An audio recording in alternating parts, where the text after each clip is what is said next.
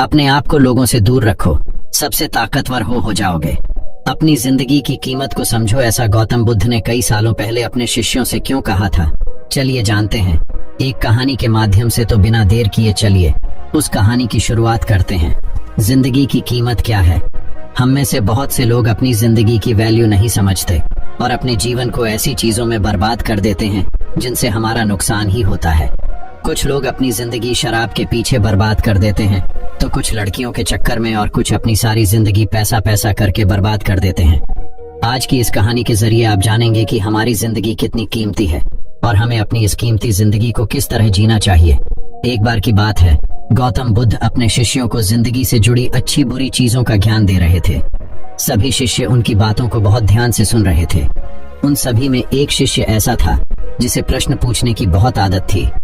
वो उठकर गौतम बुद्ध के पास गया और उनसे बोला, आप हमें जिंदगी के बारे में जो कुछ सिखा रहे हैं उस सब का क्या फायदा, क्योंकि हम में से बहुत से बच्चों को ये भी नहीं पता कि हमारे जीवन का मूल्य क्या है और ये जीवन हमारे लिए कितना कीमती है। पहले आप हमें ये बताइए कि इस जीवन का मूल्य क्या है। अपने शिष्य की बात सुनकर गौतम बुद्ध अपने कक्ष में गए और एक चमकता हुआ पत्थर का टुकड़ा लेकर आए।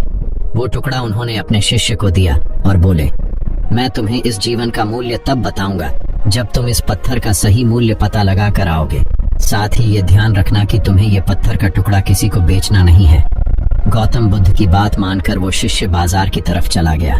बाजार में सबसे पहले उसकी नजर एक फल बेचने वाले पर पड़ी और उसने वो पत्थर उस फल वाले को दिखाया और बोला, इस पत्थर के बदले आप मुझे कितने फल दे सकते हो। फल वाला बोला, ये पत्थर कुछ खास तो नहीं है, लेकिन फिर भी इसके बदले में तुम्हें 10 केले दे सकता हूँ। वो शिष्य उस पत्थर को लेकर आगे चला गया। फिर उसे एक सब्जी वाला मिला। शिष्य ने उस सब्जी वाले से उस पत्थर की कीमत पूछी। सब्जी वाले ने उस पत्थर को ध्यान से देखा और बोला, इस पत्थर की कीमत के बदले में तुम्हें ज्यादा से ज्यादा एक बोरी भरकर सब्जियां दे सकता हूँ। इसके बाद वो शिष्य उस पत्थर को लेकर एक सोने के व्यापारी के पास गया। उस पत्थर के टुकड़े की चमक देखते ही उस सुनार ने उसकी कीमत 100 सोने के सिक्के लगाई। शिष्य ने वो टुकड़ा बेचने से मना किया तो वो सुनार उसके बदले 200 सोने के सिक्के देने को भी राजी हो गया, लेकिन शिष्य ने वो पत्थर नहीं बेचा। इसके बाद वो शिष्य एक हीरों के व्यापारी के पास गया और उनके सामने उसने वो पत्थर के टुकड़े को रख दिया।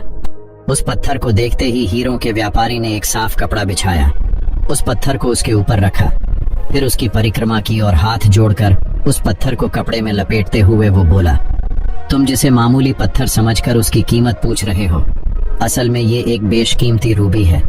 ऐसा रूबी हर किसी को नहीं मिलता। मैं अगर अपना सब कुछ बेच भी दूं तो भी इसकी कीमत नहीं चुका सकता। उस व्यापारी की बातें सुनकर वो शिष्य हैरान हो गया। वो दौड़ा दौड़ा सीधा बुद्ध के पास आया और उन्हें उसने जो कुछ भी बाजार में हुआ वो सब बताया। उसकी अचरज भरी बातें सुनकर गौतम बुद्ध बोले, तुम्हारे सवाल का जवाब इस रूबी की कीमत में ही छिपा है। हमारा जीवन भी एक रूबी है, रूबी की तरह ये भी बेशकीमती है, लेकिन हम इस बात को हमेशा नजरअंदाज करते हैं और अपने जीवन का मूल्य नहीं समझते। हम दूसरों को देखकर और उनके जैसा जीवन जीने की कोशिश में अपने जीवन की कीमत को कम कर देते हैं। हम ये सोचते हैं कि हमारी जिंदगी की कीमत वही है जो दूसरे हमें बताते हैं, लेकिन ये बात हमेशा ध्यान रखना कि सामने वाला अपनी हैसियत, बुद्धि और अपनी समझ के हिसाब से तुम्हारी कीमत लगाता है।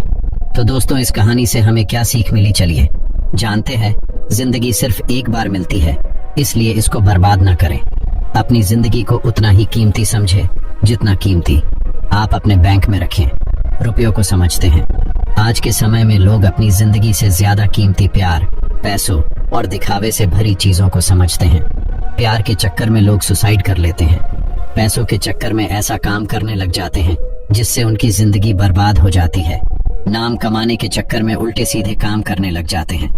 हमेशा याद रखें कि दिखावा करना जरूरी नहीं है।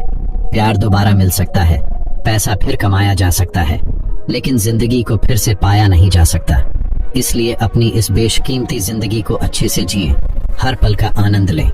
कभी ये ना सोचें कि आप इस दुनिया में किसी काम के नहीं हैं, ना कभी ये सोचें कि आपकी जिंदगी व्यर्थ है। आपके होने या ना होने से कुछ फर्क नहीं पड़ता। जब भी ऐसे नेगेटिव विचार आपके मन में आए तो खुद को बस ये याद दिलाएं कि जीवन एक रूबी है और ये बेशकीमती है। तो चलिए दोस्तों, अब हम जानते हैं जीवन से सारी परेशानी रहस्यमयी तरीके से कैसे दूर करें। उसे जानने के लिए हम आपको गौतम बुद्ध की दूसरी कहानी सुनाएंगे। तो बिना देर किए उस कहानी की शुरुआत करते हैं दोस्तों।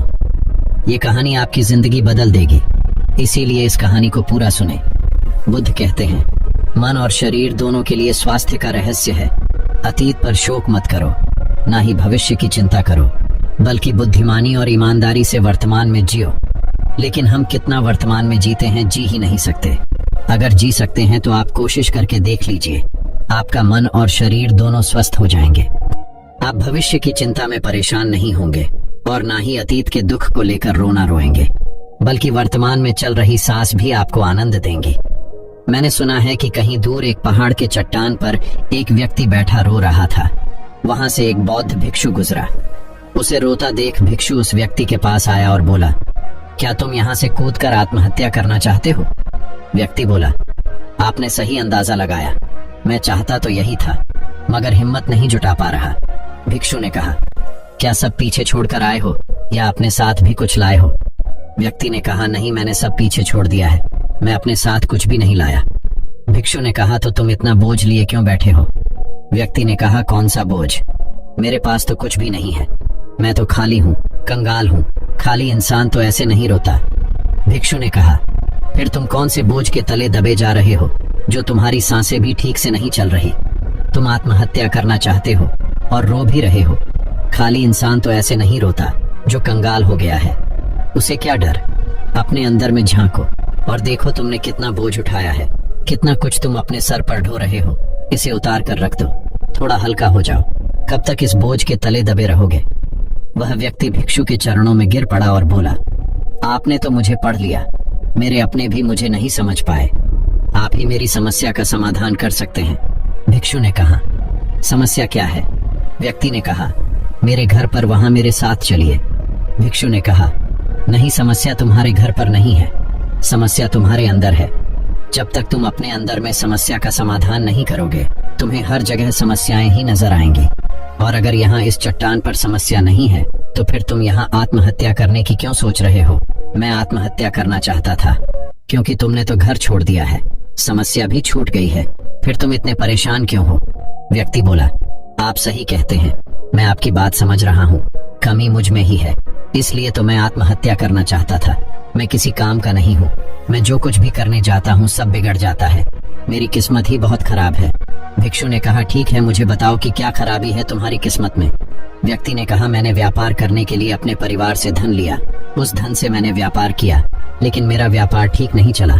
शुरू में मेरे परिवार वालों ने मेरा साथ दिया, लेकिन धीरे धीरे जैसे जैसे मैं अपने व्यापार में नुकसान उठाता गया, मेरे परिवार वाले भी मुझसे दूर हो गए। मैं सब उन्हीं के लिए कर रहा था, लेकिन वह मुझे अब इन सब का जिम्मेदार ठहराते हैं। मुझे भी लगता है कि मैंने उन सब के साथ गलत किया। मेरा एक मित्र है, उसने भी व्यापार आरंभ किया था, आज उसका व्यापार बहुत अच्छा चल रहा है। वह कभी मेरे घर आता है तो वह अपने अच्छे चल रहे व्यापार की बात करता है। वह बताता है कि कैसे उसने अपने व्यापार को अपने दम पर खड़ा किया, कैसे उसने मेहनत की और सफलता पाई। मेरे परिवार वाले भी कहते हैं कि देख, तेरे बस का तो कुछ भी नहीं है। अब हालात ये है कि मेरा घर भी गिरवी पड़ा है। भिक्षु ने कहा, क्या तुम्हें पता है तुम्हारा मित्र तुम्हारे पास क्यों आता है? व्यक्ति ने कहा, हाँ, मुझे पता है, वह मुझे नीचा दिखाने आता है। वह यह जताने आता है कि वह मुझसे श्रेष्ठ है। वह चाहता है कि मैं उसकी सफलता देखकर दुखी रहूं। भिक्षु ने कहा, क्या तुम दुखी होते हो? व्यक्ति ने कहा, हाँ, दुख तो होता ही हो। भिक्षु ने कहा, दुख किस बात का होता है, अपने असफल होने का या मित्र के सफल होने का? व्यक्ति ने थोड़ी देर सोचा और बोला, अपने असफल होने के कारण इतना दुख नहीं होता जितना मित्र के सफल होने का होता है। भिक्षु ने कहा, अर्थात अगर तुम्हारा मित्र असफल हो तो तुम्हें खुशी होगी। व्यक्ति ने कहा, हाँ, मुझे बहुत खुशी होगी। भिक्षु ने कहा, अर्थात तुम्हारी खुशी तुम्हारे मित्र के ऊपर निर्भर करती है, तुम्हारी समस्या का कोई समाधान नहीं। तुम्हारा मित्र चाहे तो तुम्हें खुश कर सकता है या चाहे तो दुखी कर सकता है। तुम स्वयं से तो ना खुश हो सकते हो और ना ही दुखी हो सकते हो। तुम अपने मित्र के गुलाम हो गए हो। तुम्हारी समस्या का कोई समाधान नहीं है, क्योंकि तुम्हारी खुशियां और तुम्हारे दुख दूसरों के व्यवहार से आते हैं, तुम्हारे स्वयं के कर्म से तो कुछ नहीं आ रहा है। व्यक्ति बोला, ऐसा ना कहें, मुझे आपसे बहुत आशा है। भिक्षु ने कहा, जब हम दूसरों से आशा बांध लेते हैं तब हम दूसरों पर निर्भर हो जाते हैं। अगर मैं तुम्हें कोई रास्ता ना दूं तो तुम दुखी रह जाओगे, और अगर कोई रास्ता दूं तो शायद तुम्हें कुछ मिल जाए। लेकिन अगर आशा तुम अपने से बांधोगे तो तुम्हें सफलता अवश्य मिलेगी। तुम्हारा मित्र आज तुम्हें दुखी करने आता है, लेकिन बातें वह सच्ची ही बताता है। वह अपने संघर्ष और अपने अनुभव की बात बताता है। उसके अनुभव और अपनी बुद्धि का उपयोग करो, उसके संघर्ष का उपयोग करो। दुखी होने की जगह खुशी मनाओ कि तुम्हें घर बैठे कुछ अनुभव मिल रहे हैं। संघर्ष करो, हार मत मानो, कर्म करते जाओ। बुरे से बुरा वक्त या अच्छे से अच्छा वक्त दोनों ही गुजर जाते हैं, लेकिन यह दोनों वक्त देखने के लिए जीवित रहना जरूरी है। और जब तुम्हारा अच्छा वक्त शुरू होगा तब तुम्हारा मित्र तुम्हें अपनी सफलताओं की कहानी नहीं बताएगा, वो अपनी असफलताओं की कहानी बताएगा, ताकि तुम गलत निर्णय ले सको। तब भी अपनी ही बुद्धि का प्रयोग करना। उस समय भी वह तुम्हें दुखी करने आएगा, क्योंकि उसे भी उतना ही मजा आता है तुम्हें दुखी देखने में जितना कि तुम्हें आता है उसे दुखी देखने में। व्यक्ति ने कहा, आप सही कहते हैं, मेरे जीवन को मैं नहीं चला रहा, दूसरे ही इसमें सुख और दुख भर रहे हैं। लेकिन क्या अपनों के लिए कुछ करना गलत है? मैं अपने परिवार के लिए अच्छा करना चाहता था, लेकिन वह परिवार ही अब मेरे साथ नहीं है। भिक्षु ने कहा, तुम सांत्वना चाहते हो। वास्तव में इस दुनिया में सब सांत्वना होना ही चाहते हैं। वे चाहते हैं कि हम कुछ करें तो लोग उसकी प्रशंसा करें। प्रशंसा ना होने पर हम दुखी हो जाते हैं। हमें लगता है कि सब मतलबी हैं। लेकिन अगर तुम किसी को अपना परिवार मानते हो और उसके लिए कुछ करना भी चाहते हो तो तुम्हें ऐसा क्यों लगता है कि तुम दूसरों के लिए कर रहे हो? भिक्षु हंसा और कहा, यह छोटा सा बक्सा मैं तुम्हें देता हूँ, तुम अपने लिए ही कर रहे हो। अगर तुम्हें लगा कि तुम दूसरों के लिए कर रहे हो तो तुम दुखी ही रहोगे, और तुम्हें लगा कि तुम अपने लिए कर रहे हो तो तुम खुश रहोगे। जब तुम अच्छा केवल अच्छा करने के लिए करते हो तब तुम्हें सांत्वना की जरूरत नहीं पड़ती। व्यक्ति ने कहा, आप सही कहते हैं, मैं समझ गया हूँ। अब तक मेरी किस्मत दूसरों के हाथ में थी तो खराब थी, अब मैं अपनी किस्मत अपने हाथ में रखूंगा। अब यह अच्छी हो या खराब हो, मैं हार नहीं मानूंगा। फिर भी क्या आप मुझे कुछ दे सकते हैं? जब मेरे जीवन का सबसे बुरा वक्त हो तब मेरा साथ निभा सकते हैं। भिक्षु हंसा और कहा, यह छोटा सा बक्सा मैं तुम्हें देता हूँ, इसे हमेशा अपने पास रखना। इसमें एक ऐसा राज है जो तुम्हें बड़े से बड़े दुख से बाहर निकाल लेगा। लेकिन इसे तभी खोलना जब तुम्हारी जिंदगी में कोई राह ना रह जाए और तुम्हें लगे कि सब व्यर्थ है, मेरी बातें भी व्यर्थ हैं, ये दुनिया व्यर्थ है, यहाँ रहना भी व्यर्थ है। भूख से उसके माता पिता की मृत्यु हो गई। वह व्यक्ति उस बक्से को लेकर चला गया। उसने भिक्षु की बात पर अमल किया और व्यापार आरंभ किया। उसका व्यापार अच्छा चला, उसका जीवन भी अच्छा बीत रहा था। परिवार वाले भी उसके साथ आ गए थे। अब वह जो कुछ भी कर रहा था सब अपने लिए ही कर रहा था। भूतकाल का रोना भी वह छोड़ चुका था, भविष्य काल की चिंता भी वह नहीं करता था।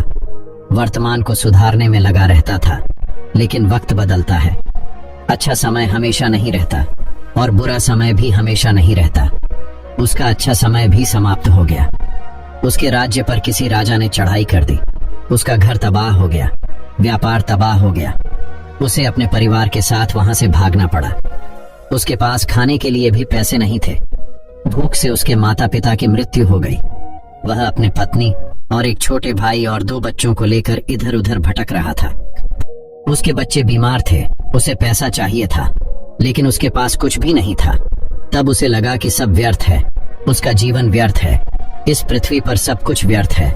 सब बातें जो भिक्षु ने कही थी सब व्यर्थ है, किसी भी बात का कोई मतलब नहीं है। अंततः जीवन समाप्त ही होना है, तो फिर जीवित रहकर क्या फायदा?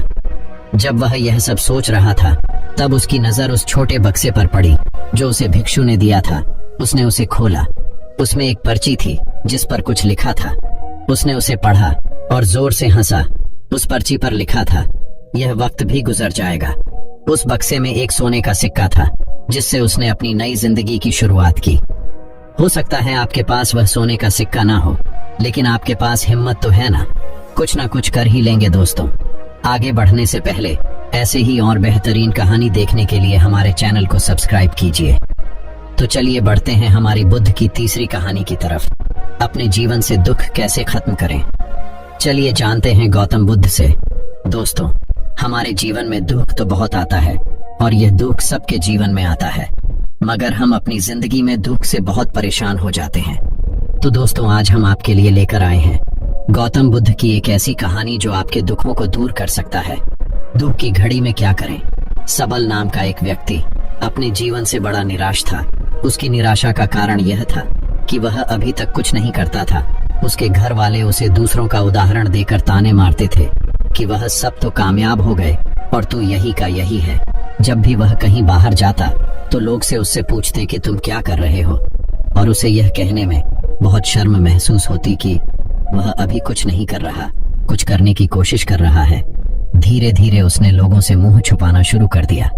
उसका दुख इतना बड़ा था कि उसको लगता कि वह धरती पर बोझ है और उसके बस में कुछ भी करना नहीं है।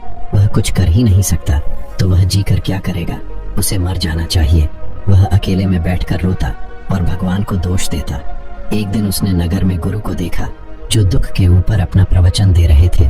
गुरु ने कहा, दुख एक गुरु की तरह होता है जो आपको जीवन के बारे में समझाता है और बताता है। यह आपको सही से जीने का तरीका देता है। आप चाहे तो दुख रूपी गुरु से जीवन जीना सीख सकते हैं या दुख में डूबकर बैठकर रो सकते हैं। सबल भी यह बातें सुन रहा था। उसने गुरु से कहा, दुख कुछ सिखाकर नहीं जाता बल्कि पीड़ा देकर जाता है। दुख की पीड़ा अनंत होती है। ऐसा लगता है कि इसके बाद कुछ नहीं मिलने वाला, कुछ नहीं होने वाला। मृत्यु भी उसके सामने कम लगती है। गुरु ने कहा, क्या दुख है तुम्हें का? आपके पास कोई समाधान है? गुरु मुस्कुराए और गुरु ने कहा, जब तुम्हारे जीवन में असली दुख आए तब मेरे पास आना। गुरु वहां से चले गए। सबल ने सोचा, क्या मेरा दुख असली नहीं है? क्या यह दुख जो मैं झेल रहा हूं दुख नहीं है? कोई भी मेरे दिल का दर्द नहीं समझता, घर वाले नहीं समझते, तो गुरु क्या समझेंगे? अपने दुखों से परेशान होकर सबल ने एक निर्णय लिया कि वह कुछ करके दिखाएगा। उसने एक छोटा सा व्यापार आरंभ किया। उसे उसके व्यापार में सफलता नहीं मिल रही थी, पर उसके घर वाले बहुत खुश थे कि वह कुछ तो प्रयास कर रहा है। धीरे धीरे उसे सफलता मिलने लगी और फिर उसने रफ्तार पकड़ ली। वह 2 वर्ष के भीतर ही एक बड़ा व्यापारी बन गया। अब सबल के आसपास काफी लोग थे जो उसे पसंद करते थे, जो उसकी चिंता करते थे, जो उसके कार्यों की सराहना करते थे, प्रशंसा करते थे। उसके माता पिता भी अपने बेटे की प्रशंसा करते थकते नहीं थे। उसके मित्रों की संख्या दिन ब दिन बढ़ती जा रही थी। वह बहुत खुश था। अपनी जिंदगी में पड़ोस के कुछ मित्रों ने उसे समझाया कि जब वह बड़ा व्यापारी बनकर इतना सुखी रह सकता है तो सोचो, अगर तुम इस नगर के, इस राज्य के सबसे बड़े व्यापारी हो जाओ तो कितना सुख होगा तुम्हारे पास। कितने लोग तुमसे जुड़ेंगे, कितना यश तुम्हारा फैल जाएगा। स्वयं राजा भी तुम्हारी तारीफ करेंगे और जरूरत पड़ने पर तुमसे ही धन उधार लेंगे। यह बात सबल के मन में बैठ गई और अब वह और अधिक प्रयास करने लगा। लेकिन यह सब कुछ उसे बहुत जल्दी चाहिए था। ज्यादा समय इसमें वह बर्बाद नहीं करना चाहता था, इसलिए उसने ऐसे कार्य किए जो उचित नहीं थी। उसने बहुत बड़ी मात्रा में धन उधार लिया, अपने मित्रों से लिया। ज्यादा मुनाफा कमाने के चक्कर में अपने माल की गुणवत्ता खराब कर दी। उसके मित्र उसे जैसा समझाते गए वह वैसा करता गया। दुख की घड़ी में क्या करें? दूसरे व्यापारियों के खिलाफ षड्यंत्र भी रचे। अब उसके जीवन का सुकून कहीं चला गया था। उसे रातों को नींद नहीं आती थी। वह हमेशा कुछ उधेड़बुन में लगा रहता था। सुख साधन की सारी वस्तुएं होने के बाद भी उसे किसी में सुख नहीं मिल रहा था। एक दिन सबल अपने रथ में बैठकर एक मार्ग से जा रहा था। रास्ते में उसने गुरु का आश्रम देखा। वह गुरु के पास पहुंचा और कहा, गुरुदेव, आपने कहा था कि असली दुख हो तो मेरे पास आना। मेरे जीवन में बहुत दुख है, मैं रात को सो नहीं पाता। सबल गुरु को अपनी सारी बात बताई। गुरु ने कहा, जब तुम पहली बार मिले थे तब भी तुम किसी दुख में थे। उस दुख से तुमने क्या सीखा? सबल ने कहा, मैंने सीखा कि केवल सोचने मात्र से कुछ नहीं होता। कर्म को अंतिम पड़ाव तक ले जाना आवश्यक होता है। अपनी सोच को साकार करने के लिए कर्म करना पड़ता है और केवल कर्म करने से कुछ नहीं होता। कर्म को अंतिम पड़ाव तक ले जाना आवश्यक होता है। चाहे रास्ते में कितनी भी बाधाएं आए, कितनी भी निराशा आए, चाहे ऐसा क्यों ना लगे कि अब कुछ नहीं होगा, तब भी यह मानकर कि जो कार्य मैं कर रहा हूं मैं इसमें सफल होकर ही रहूंगा। कर्म करना चाहिए। लोग केवल सफल व्यक्ति को ही महत्व देते हैं, बाकी सब चाहे कोई कितना भी अच्छा क्यों ना हो, इस दुनिया के लिए वो बोझ ही कहलाता है। गुरु मुस्कुराए और गुरु ने कहा, जब तुम्हारी जीवन में असली दुख आए तब मेरे पास आना, मैं उसका समाधान अवश्य करूंगा। सबल ने गुरु को एक घड़ा भेंट किया जो सोने के सिक्कों से भरा था।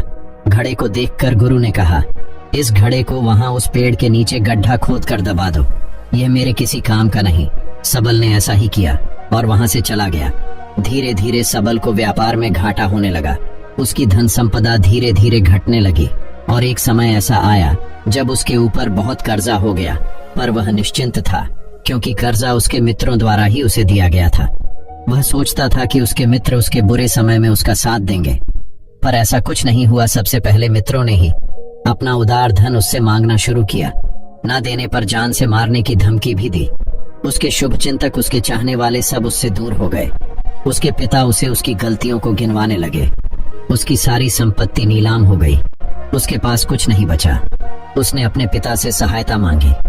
पिता ने कहा, मेरे पास यह थोड़ी सी ही संपत्ति है। अगर मैं तुम्हें यह दे दूं तो मैं और तुम्हारी माँ को कहाँ रखूंगा? हमारा आखिरी सहारा यही संपत्ति है। उसके जीवन में बहुत गहरा दुख था। उसके आसपास कोई भी ऐसा नहीं था जो उसे संभाल सके। लोगों से मिले इस धोखे की वजह से वह टूट गया था। लगता था कि जीने का कोई मतलब नहीं है, मृत्यु ही एकमात्र सहारा है। वह मरने के लिए एक नदी की तरफ जा रहा था।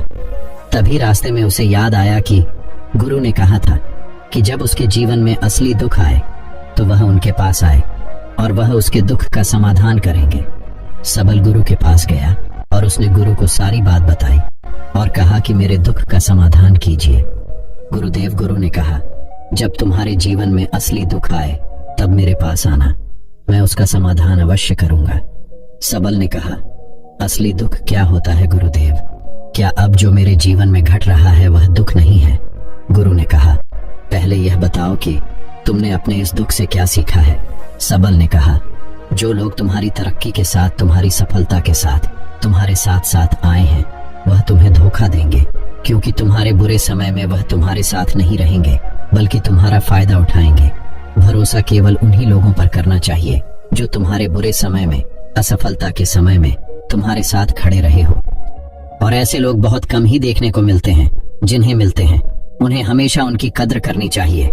कभी किसी के खिलाफ षड्यंत्र नहीं करना चाहिए। ईमानदारी और धैर्य के साथ काम करना चाहिए। लालच नहीं करना चाहिए। गुरु ने पेड़ के नीचे गड्ढा खोदकर गड़ा हुआ खजाना निकाला जिसमें सोने के सिक्के भरे थे और वह घड़ा सबक को दे दिया और कहा, जब असली दुख हो तभी आना। सबल ने गुरु को प्रणाम किया, धन्यवाद दिया और वह घड़ा लेकर चला गया। उस धन से उसने दोबारा व्यापार शुरू किया और अब वह छोटा सा व्यापारी बनकर भी खुश था और ईमानदारी से काम करते करते वह एक बड़ा व्यापारी भी बन गया। हालांकि इसमें उसे अब कुछ समय लगा, लेकिन अब वह खुश था। उसका जीवन खुशियों से भरा था। लेकिन आप कितने ही अच्छे हैं, कितना ही अच्छा काम करते हो, दान करते हो, पुण्य करते हो, लोगों की मदद करते हो, जीवन में दुख सबके आता है। तो सबल के जीवन में भी दुख आया। उसके माता पिता की मृत्यु हो गई। वह दोनों एक ही दिन मृत्यु को प्राप्त हो गए। सबल अपने माता पिता से बहुत प्रेम करता था, इसलिए उसे बहुत गहरा आघात लगा। वह उन्हें शमशान ले गया। वहां पर उनकी अंतिम क्रिया की गई। सबल ने उन्हें चिता में जलते हुए देखा। उसका मन बेचैन हो गया। उसके मन में हजारों सवाल खड़े हो गए। वह घर वापस आया तो उसने अपने माता पिता की संपत्ति को देखा जिसके लिए वह हमेशा लड़ते रहते थे। आज वह लावारिस पड़ी थी। उसकी देखरेख करने वाले, उसके लिए लड़ने वाले चले गए थे। उसके पिता ने जो भी इकट्ठा किया था सब यही रखा था। एक दिन पहले तक भी वह अपनी संपत्ति के लिए किसी से भी लड़ने के लिए तैयार थे, पर आज नहीं। उसका मन बहुत बेचैन हो रहा था। उसे लग रहा था जैसे कुछ खाली है, कुछ अकेलापन है, कुछ डर है, कुछ है जो समझ नहीं आ रहा। इसलिए वह गुरु के पास पहुंचा। गुरु ने सबल को देखते ही कहा, क्या कोई दुख है? सबल ने कहा, जीवन में वैसे तो कोई दुख नहीं है गुरुदेव, सब ठीक है, सब सुख है, पर आज मेरे माता पिता की मृत्यु हो गई और मेरा मन बहुत दुखी है। गुरु ने कहा, इसमें दुखी होने वाली क्या बात है? एक दिन सबके प्रियजनों को मर जाना है। जीवित तो यहाँ कोई ना रहा और ना कोई रहेगा। तुम भी एक दिन मर जाओगे। हो सकता है कल, या कहो आज, या कहो तो अभी तुम मर सकते हो। सबल ने कहा, गुरुदेव आप यह क्या कह रहे हैं? मैं भी मर जाऊंगा, पर अभी तो मैं जवान हूँ। गुरु ने कहा, इस प्यारे से भ्रम में तो सब जीते हैं कि मृत्यु बूढ़ों को आती है, जबकि उनके सामने ही जवान मर जाते हैं, बच्चे भी मर जाते हैं। मृत्यु को किसी की उम्र से कोई लेना देना नहीं है। गुरु के मुख से यह बातें सुनकर सबल वहां से चुपचाप चला गया, पर उसका मन जैसे बेचैन हो गया था। वह कुछ खालीपन सा महसूस कर रहा था। दिन रात वह अपने बारे में ही सोचता रहता कि वह क्या कर रहा है, वह क्या है, क्यों है, कैसे हैं, हम क्या हैं, हम करने क्या आए हैं, क्या बस चीजों का उपभोग करना है और मर जाना है। उसे कोई जवाब नहीं मिल रहा था और उसका दुख बढ़ता ही जा रहा था। कुछ दिन बाद वह वापस गुरु के पास पहुंचा और गुरु को सारी बात बताई। गुरु मुस्कुराए और गुरु ने कहा, आज पहली बार तुम्हारी जीवन में असली दुख उत्पन्न हुआ है। वास्तव में यही है जो दुख कहलाने लायक है कि हमें नहीं पता कि हम क्या कर रहे हैं, क्यों हैं, कैसे हैं, कौन हैं हम और हमें क्या करना है। सबल ने कहा, गुरुदेव मेरे दुख का समाधान कीजिए। गुरु ने कहा, हम सब अपनी जीवन भर क्या इकट्ठा करते रहते हैं। सबल ने कहा, गुरुदेव सभी लोग धन संपत्ति, मान सम्मान, प्रेम परिवार, मित्र शत्रु, पद प्रतिष्ठा इकट्ठा करते रहते हैं। गुरु ने कहा, क्या इनमें से कुछ भी इकट्ठा करके हम अपने साथ ले जा सकते हैं। सबल ने कहा, नहीं गुरुदेव, इनमें से कुछ भी साथ नहीं जाता। मेरे माता पिता के साथ भी कुछ नहीं गया, सब तो यहीं छूट गया। गुरु ने कहा, ध्यान से समझना, इस दुनिया में जिसे हमें इकट्ठा करना है उसे हम कभी इकट्ठा करते ही नहीं। सभी चीजों को देखते हैं लेकिन उसे देखते ही नहीं। जिसे हमें इकट्ठा करना है वह है हम खुद। हम इस दुनिया में अपने आप को इकट्ठा करना है ताकि जब हमारी मृत्यु हो तब हम एक हो सके और अपने आप को पहचान सके। हम बटे हुए हैं प्रेम में, नफरत में, क्रोध में, क्रूरता में, धन में, संपत्ति में, पद में, प्रतिष्ठा में, सम्मान में, पहचान में, धर्म में, जाति में, दूसरों को लूटने में और अपने आप को लुटाने में और ऐसी ही हजारों लाखों छाव में, वासनाओं में हम बटे पड़े हैं। हम टुकड़ों में जीवन जी रहे हैं। हमारी चेतना कभी एक नहीं हो पाती। हमारी ऊर्जा शक्ति बिखर गई है, इसलिए हमारे पास इतना भी समय नहीं है या इतनी भी शक्ति नहीं है कि हम मुड़कर अपनी ओर देख सकें।